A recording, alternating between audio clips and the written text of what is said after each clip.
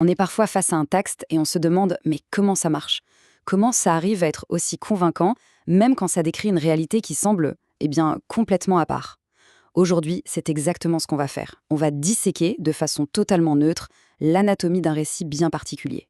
Le but, attention, ce n'est pas de dire si c'est vrai ou faux, non. L'idée, c'est de comprendre sa mécanique, sa structure, sa logique interne.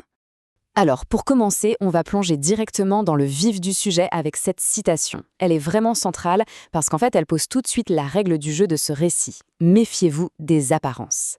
L'idée de fond, c'est que des groupes qui, a priori, ont l'air de s'opposer, ils seraient en fait les différentes facettes d'une seule et unique conspiration. Et ça, évidemment, ça soulève des questions. Qui sont ces groupes au juste? Et c'est quoi cette fameuse conspiration? Ces questions, ce sont vraiment le point de départ de notre exploration. Pour piger la logique de ce texte, il faut d'abord identifier une chose essentielle. Qui est Lenny? Alors regardons un peu comment ce récit nous dresse le portrait des différents acteurs. Voilà le programme. On va suivre cette feuille de route, histoire de s'y retrouver pas à pas dans la complexité de ce texte. Allez, première étape, qui sont les personnages? Parce que pour comprendre l'intrigue, il faut savoir qui est qui, du moins qui est qui selon ce texte, bien sûr. C'est un peu la fondation de tout l'argumentaire. Ce qui saute aux yeux tout de suite, c'est cette structure. C'est une vraie pyramide. Tout en haut, on a les cerveaux, des entités un peu mystérieuses, très puissantes. Juste en dessous, les serviteurs principaux. Et là, on nomme des noms, comme l'Iran qui deviennent la cible visible. Et puis à la base, les agents cachés, ceux qui sont censés infiltrer la société. Cette hiérarchie, ça donne vraiment l'image d'un complot super bien organisé où chacun joue son rôle pour au final manipuler les gens simples et naïfs. Alors, on voit ce terme, chiite majous. Et il n'est pas choisi au hasard, loin de là. C'est une construction rhétorique très précise. L'idée, en reliant les chiites au zoroastrisme, une religion qui existait avant l'islam, c'est de les dépeindre comme des faux musulmans. Et en faisant ça, on leur retire toute légitimité dans le débat. Et là, on arrive au concept clé. C'est vraiment l'huile dans les rouages de toute cette mécanique, la taquilla. Dans la logique de ce texte, ce n'est pas juste le fait de cacher ses croyances. Non, c'est présenté comme l'outil stratégique par excellence, celui qui permettrait aux fameux agents cachés de se fondre dans la masse, de gagner la confiance des gens, tout en œuvrant en secret pour les détruire. Et tout en haut de la pyramide, on trouve les grands patrons du complot. Le texte ne donne jamais leur nom. Il utilise cette phrase tirée du Coran. Et ça leur donne une aura de mystère, une image de mal absolu, une espèce de force invisible et surpuissante qui tire toutes les ficelles dans l'ombre. Bon, maintenant qu'on a les acteurs, passons au scénario. Concrètement, comment ça marcherait ce complot? Quelle est la mécanique qui permettrait à tous ces groupes, si différents en apparence, d'agir tous ensemble? Le postulat de base, c'est l'idée de la domination par procuration. En gros, le texte nous dit que les cerveaux sont bien trop intelligents pour se montrer.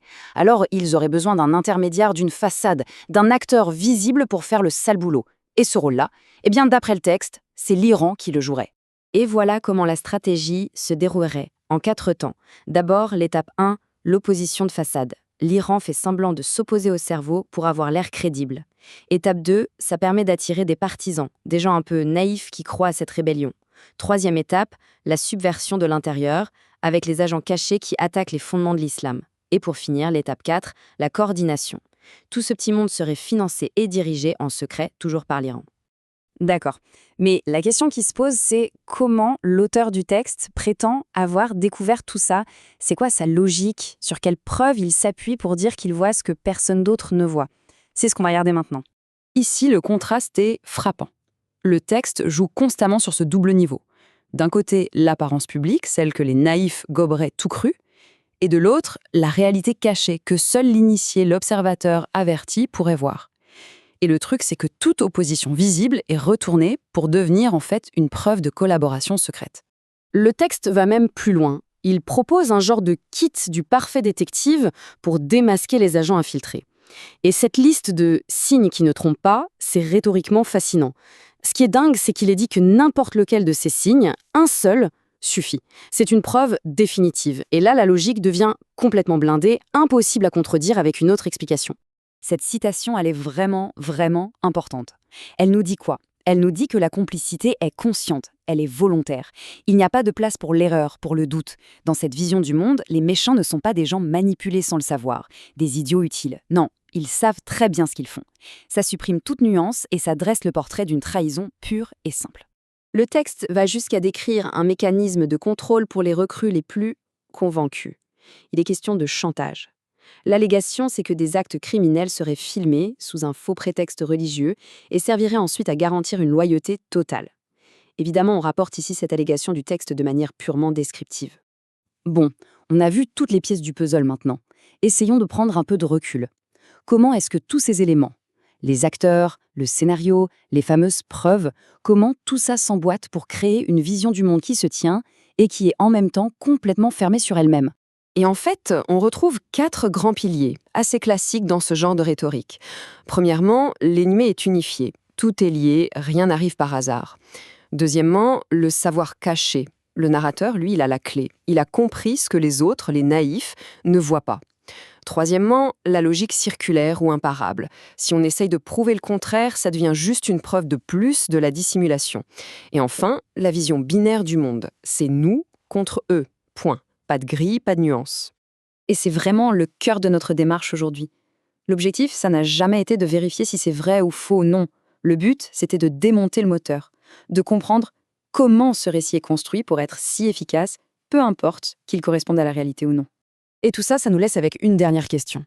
Qu'est-ce que l'analyse d'une rhétorique pareille nous apprend sur notre propre relation à l'info au quotidien ? Comprendre comment un récit peut bâtir une réalité alternative, une bulle complètement hermétique, c'est peut-être essentiel aujourd'hui, à une époque où des récits de ce type s'affrontent partout, tout le temps. C'est une réflexion qui dépasse largement ce simple cas d'étude. Merci d'avoir suivi cette déconstruction.